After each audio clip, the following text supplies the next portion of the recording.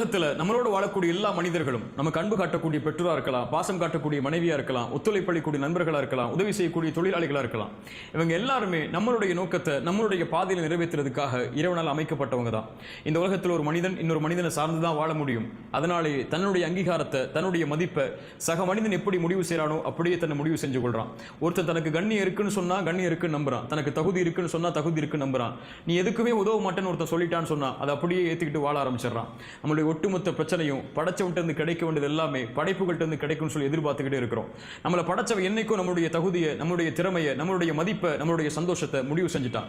ஆனால் படைப்புகள்கிட்ட இருந்து கிடைக்கும்னு சொல்லி பின்னாடியே போய்கிட்டே இருக்கிறோம். படைப்புகள் இன்னைக்கு நம்மளை உயர்த்தும், நம்மளை தாழ்த்தும், இன்னைக்கு புகழும், நாளைக்கு இகழும், இன்னைக்கு நேரம் கொடுக்கும், நாளைக்கு நேரம் கொடுக்காது, இன்னைக்கு அன்பு காட்டும், நாளைக்கு அன்பு இல்லைன்னு சொல்லி திரும்பி போயிடும்.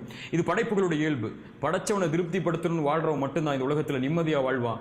படைப்புகளை திருப்திப்படுத்தணும்னு வாழ்றவன் இந்த உலகத்தில் தன்னையே மறந்து வாழ்ந்துகிட்டே இருப்பான். ரசூலுல்லாஹி ஸல்லல்லாஹு அலைஹி வஸல்லம் அழகான ஒரு நிகழ்வை சொன்னாங்க. ஒரு மனிதன் வேகமா போர்க்களத்துக்குள்ள தூசி படிந்த முகத்தோட பரட்ட தலையோட போர்க்களத்துக்குள்ள வேகமா நுழைகிறான். அவனுக்கு முதல் வருஷம் தான் இடைவெளி, முதல் வருஷம் தான் கிடைக்கும், முதல் வரிசையில் நிற்பான். கடைசி வருஷம் தான் அந்த போர்ல கடைசி வரிசையில் நிற்பான். அந்த போர்க்களத்தில் இருக்கிறவங்கள்ட்ட உதவி கேட்பான், உதவி மறுக்கப்படும், நிற்பான். சாட்சி சொல்வான், சாட்சி மறுக்கப்படும், நிற்பான். ரசூலுல்லாஹ் சொன்னாங்க இவனுக்கு சொர்க்கம் உண்டுன்னு சொல்லி. இந்த நபிமொழி ஒரு மிகப்பெரிய செய்தி நமக்கு சொல்லுது. இவன் எதுக்காக போர்க்களத்துக்குள்ள வந்தான்? படைச்சவனுடைய திருப்தி அடையணுங்கிறதுக்காக. முதல் வரிசைக்காக வரல. கடைசி வரிசை கடைசால நிற்கிறான்னா இவன் முதல் வரிசைக்காக வரல. உதவி கேட்கிறான், மறுக்கப்படுது, இவன் உதவி ஏற்றுக்கொள்ளப்படணுங்கிறதுக்காக வரல. சாட்சி சொல்றான், நிராகரிக்கப்படுது, இவன் சாட்சி ஏற்றுக்கொள்ளப்படணுங்கிறதுக்காக வரல. இவனுக்கு முதல் வரிசையோ கடைசி வரிசையோ உதவியோ சாட்சியோ எதுவும் தேவையில்லை. இவனுக்கு தேவை படைச்சவனுடைய திருப்தி. அதை நாடி வந்தான், அது கிடைச்சா அங்கே இருப்பான், அது இல்லைன்னா எது கிடைச்சாலும் அங்கே இருக்க மாட்டான். நம்மளுடைய வாழ்க்கையில நம்ம போகக்கூடிய பாதையில இன்னொரு மனிதன் நம்முடைய பாதையை தீர்மானிக்க முடியாது.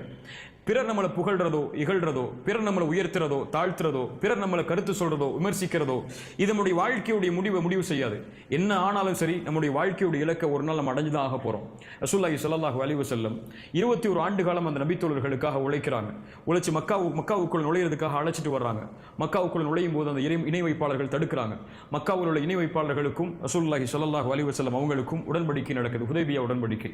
அந்த ஹுதைபியா உடன்படிக்கையை எந்த நபித்தோழரும் விருப்பத்தோடு ஏற்றுக்கொள்ளல. ரசூலுல்லாஹி ஸல்லல்லாஹு அலைஹி வஸல்லம் தன்னோடு இருக்கக்கூடிய சக மனிதர்களுடைய விருப்பம் தான் முக்கியம்னு சொல்லி அந்த உடன்படிக்கையை விட்டிருந்தாங்கன்னு சொன்னா மக்காவுடைய வெற்றி கிடைச்சிருக்காது. படைச்சவனுடைய திருப்தி தான் முக்கியம். படைச்சவன் என்னை ஏத்துக்கிட்டா போதும், இந்த நபித்தோழர்கள் ஏத்துக்காட்டாலும் பரவாயில்லைங்கிறதுக்காக அல்லாஹ்வுடைய தூதருக்கு இருந்த உறுதி மக்காவுடைய வெற்றியை அடுத்த சில ஆண்டுகளிலேயே வாங்கி தந்துச்சு. படைச்சவனை திருப்திப்படுத்தணும்னு ஓடுறவன் இந்த உலகத்தில் வெற்றி அடைஞ்சுக்கிட்டே இருப்பான். படைப்புகளை திருப்திப்படுத்தணும்னு ஓடுறவன் தோத்துக்கிட்டே இருப்பான். நம்ம யாருங்கிறது முடிவெடுக்கிறது நம்முடைய கருத்தில் இருக்கு. இந்த உலகத்தில் 2 பேர் உதாரணம் சொல்லலாம். விமானத்தை ஓட்டக்கூடிய பைலட் அல்லது விமானத்தில் பயணம் செய்யக்கூடிய பேசஞ்சர். பைலட் அவன் தான் தன்னுடைய இலக்கை முடிவு செய்யணும், அவன் தான் தன்னுடைய நோக்கத்தை முடிவு செய்யணும். பாதை சரினா யாரு சொன்னாலும் அதை அவன் கேட்கக்கூடாது. பேசஞ்சர் அவன் முடிவு செய்ய மாட்டான், அவனுடைய பாதையை இலக்கு அவன் முடிவு செய்ய மாட்டான். இன்னொருத்த முடிவு செய்வான், இன்னொருத்த சொல்லுவான், அதை கேட்டுக்கிட்டு பின்னாடியே போய்கிட்டே இருப்பான். இதில் யாரா வாழ போறோங்கிறது நம்ம தான் முடிவு செய்யணும். படைச்சவனுடைய திருப்தியை நாடி, படைத்தவனுடைய அங்கீகாரத்தை நாடி அவனுடைய பாதையில வேகமா பயணிக்க போறோமா, அல்லது மக்களுடைய கருத்துக்களை கேட்டு, மக்களுடைய விமர்சனங்களை கேட்டு அவங்களுடைய திருப்தி அடைகிறதுக்காக அவங்க பின்னாடியே போக போறோமா? ஒன்னும் புரிஞ்சுக்கணும், இறைவன் நம்மளை படைச்சிருக்கான், எல்லாத்தையும் நம்ம கொடுத்துருக்கான். நம்மளுடைய அங்கீகாரத்தை, நம்மளுடைய சந்தோஷத்தை, நம்மளுடைய மதிப்பை எல்லாத்தையும் நம்ம உடம்புக்குள்ளேயே வச்சு படைச்சிருக்கான். இதை வெளிப்படுத்துறதும் இதை மறைச்சு வைக்கிறதும் நம்மளுடைய கையில் இருக்கு. அவன் எல்லாத்தையும் கொடுத்துருக்கான், இனிமே எதை கேட்டாலும் கொடுக்க தான் போறான். அவன் நம்மளோட இருக்கும் வர ஒன்னே ஒன்று மட்டும் உங்க உள்ளத்துக்குள்ள சொல்லிக் கொள்ளுங்க. இறைவா, நான் பாவத்திலிருந்து விலகிறேன், உன்னை நோக்கி வர்றேன், என்னோட உன் திருப்தி போது எனக்கு, அதுக்காக வாழ்றேன். யார் இந்த உலகத்தில் என்னை பற்றி என்ன பேசினாலும் என்ன கருதினாலும் சரி, அதை பற்றி எனக்கு கவலை இல்லை. உன் திருப்தி இருந்தால் போதும், நீ எல்லாரையும் திருப்தி அடைய செய்வேங்கிற எண்ணம் நம்முடைய உள்ளத்தில் இருந்தால் போதும். இந்த உலகத்தில் நம்மளை மாதிரி வெற்றி அடையக்கூடிய மனிதர்கள் யாரும் இல்லை.